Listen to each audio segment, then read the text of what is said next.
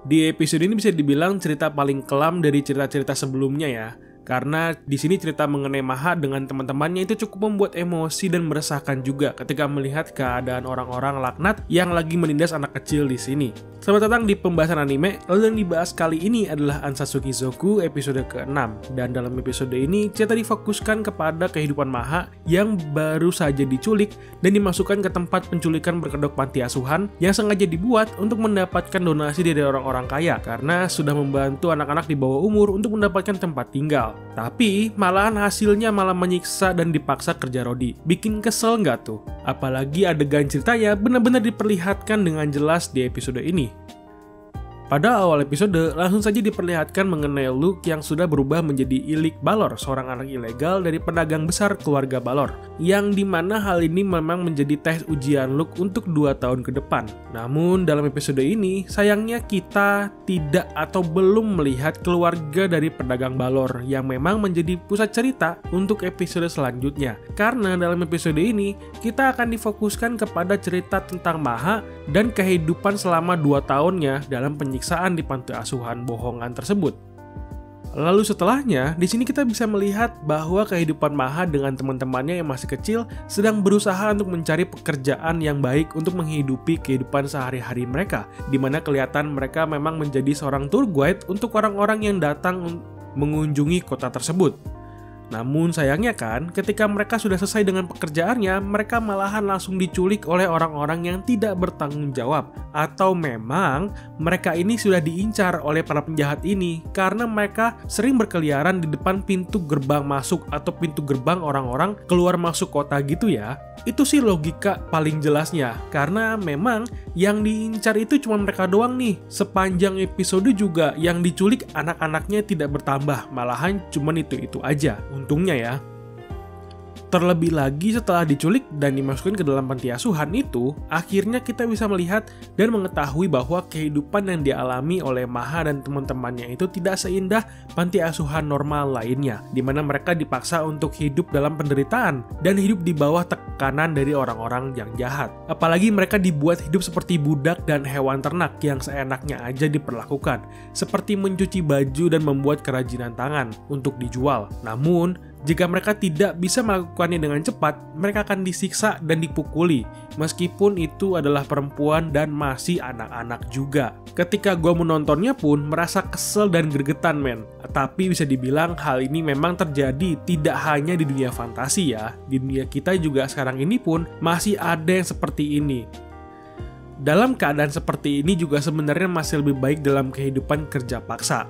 Namun, yang lebih bikin emosi dan gregetan adalah adegan di mana teman Maha yang sudah besar atau sudah berumur malahan dijadikan target oleh mereka untuk dijadikan sebagai bahan pemuas nafsu bangsawan yang tidak tahu diri atau bangsawan gatel ya kalau ngomong bahasa kasarnya. Yang dimana hal ini sudah masuk ke dalam kejahatan prostitusi di bawah umur atau perdagangan manusia. Karena pada awalnya mereka diimingi untuk bisa makan yang lebih enak dari yang biasanya mereka makan. Dan diajak untuk menemui bangsawan yang kelihatannya memang bangsawannya itu bangsawan penguasa daerah tersebut yang jadi pelaku utamanya. Di mana dia sudah datang dan melihat gadis-gadis yang dia suka dan akan dipakai olehnya lalu dijual ke orang lain yang berminat. Karena kelihatan dari saat Iva, teman Maha ini pulang, dari pertemuannya dia malahan menderita menangis meronta-ronta dan terlihat pasrah. Yang dimana kalian juga sudah bisa mengerti dengan keadaan Iva yang sudah menjadi korban pelecehan oleh bangsawannya. Bikin kesel nggak tuh adegannya?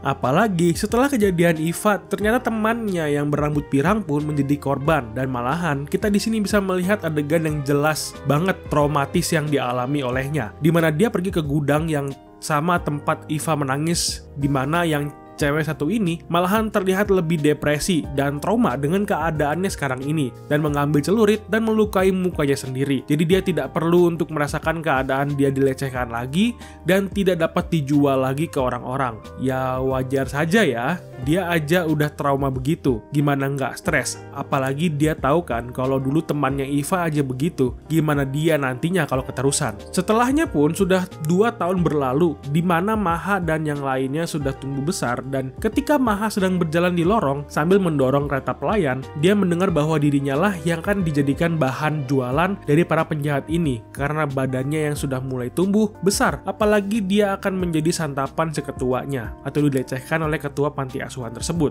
Ketika mendengar hal itu, Maha yang ketakutan dan merasa tertekan karena melihat teman-temannya begitu dulu, dia akhirnya lari ke gudang dan ingin melukai mukanya sendiri sama seperti temannya. Namun ketika dia ingin melukai wajahnya, tiba-tiba ada Ilik atau Luke yang sedatang untuk menemuinya dan berkata wajahnya yang manis akan terluka jika dia melanjutkan apa yang ingin dia lakukan.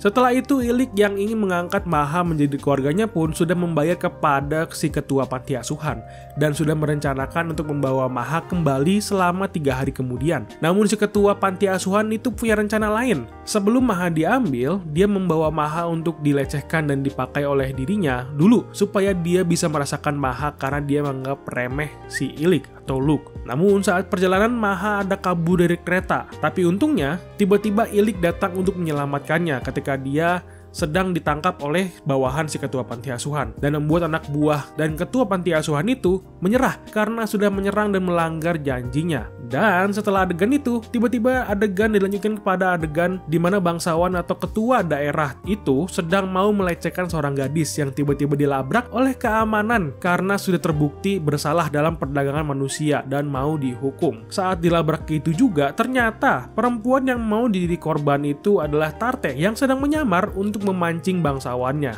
dan menjebak bangsawan itu agar terkena sebagai bukti-buktinya.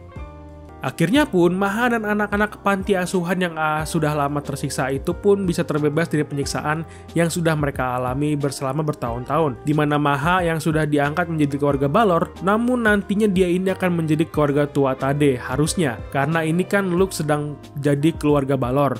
Jadi sementara Maha ikut Balor, tapi nanti dia harusnya sudah punya keluarga sendiri dan ikut Tuatha Dé. Gitu kalau yang gue baca di manga. Apalagi Maha nanti juga akan tinggal bersama teman-temannya lagi satu rumah dan punya pekerjaan tetap sebagai bawahan langsung dari Luke dan sebagai pedagang juga kalau nggak salah. Meskipun ceritanya kelam dan bikin emosi, tapi masih cukup enak untuk ditonton meskipun gue kurang kuat ngelihat adegan suramnya dan gue paksa-paksain aja deh ketika menontonnya. Terlebih lagi, sayangnya lagi si Luke nggak terlalu sadis di sini, jadi kurang seru pas lihat misi penyelamatan. Tapi ya karena ada maksud tertentu juga kan, jadinya nggak masalah lah. Yang penting Maha dan teman-temannya sudah aman dan selesai satu episode ini. Jadi besok untuk episode selanjutnya kita akhirnya bisa melihat keluarga Balor, di mana si Luke ini akan menciptakan barang yang tidak pernah ada di dunia fantasi. Oke, itu aja pembahasan gue mengenai Ansatsu Kizoku episode ke-6 yang sudah gue tonton.